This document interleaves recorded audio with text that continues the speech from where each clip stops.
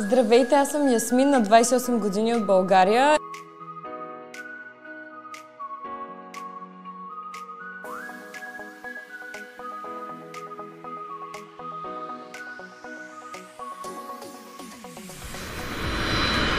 Здравейте, аз съм Ясмин, на 28 години от България и преди около 4 месеца дойдох да се оперирам в Авиценна International Hospital и сега съм тук на контролен преглед, за да видим какво се случва с операцията. Оказа се, че всичко е наред, както и предполагах. До тук съм нямала абсолютно никакви оплаквания, всичко при мен мина като по конец. Всичко е перфектно, супер съм щастлива от резултата, защото ми показаха страхотно отношение, освен това и резултатът е страхотен. Аз имам намаляне, повдигане и слагане на импланти, което е доста сложна операция, така че при мен всичко беше перфектно и ви препоръчвам с две ръце Авиценна International Hospital.